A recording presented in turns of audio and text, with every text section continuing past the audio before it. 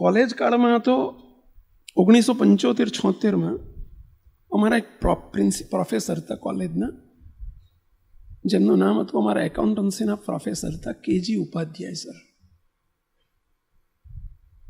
જેમનું નામ હતું કુલીનભાઈ સાહેબ, પણ બધા ઉપાધ્યાય સાહેબ કહેતા એમને.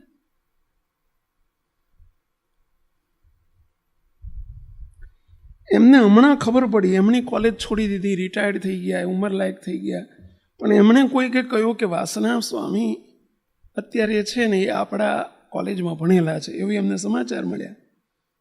એટલે એક દિવસ હું પૂનમે વાસના હતો ને એક આપણો હરિભક્ત, એને કંઈક વાત થઈ હશે, નજીકમાં રહેતા હશે, એટલે લઈ આવ્યા.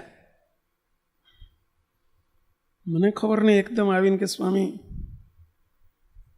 પેલો હરિભક્ત મળવા આવ્યો, સ્વામી એક તમને એક સાહેબનો ભેટો કરાવવો છે. એ કોણ છે? તો કે ઉપાધ્યાય સાહેબ કરીને છે, અને તમને દર્શન કરવા માટે આવ્યા છે બહાર. મેં કીધું બોલાવો બોલાવો બોલાવો સાહેબ. મને મારી સ્મૃતિઓ તરત તાજી થઈ ગઈ. 1976થી હું વાત કરું છું, 2012-13ની. તો જ્યારે સાહેબ રૂમમાં આવ્યા, હું નીચે બેસી ગયો ચરણો સ્પર્શ કરીને કે સાહેબ આપ મારા સાહેબ છો, હું તમારો વિદ્યાર્થી છું. ભલે અમે ગમે તે સ્થાન ઉપર બેઠા છીએ, પરંતુ છતાંય ભલે મારા આધ્યાત્મિક ગુરુ નથી, પરંતુ મારા વ્યવહારિક ગુરુ પણ છે.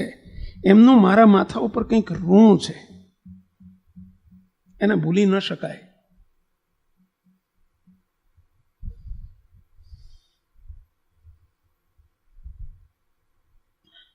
એમણે મને ઘણું કહ્યું કે સ્વામીજી તમે તો અત્યારે બહુ ઊંચી ભૂમિકા ઉપર છો, હું તો તમારો દાસ કહેવાઉં, સેવક કહેવાઉં. મેં કીધું ના સાહેબ, બધાની આગળ ઊંચી ભૂમિકા ઉપર છું, બાકી હું તમારો સેવક છું. તો આપણો વિવેક છે.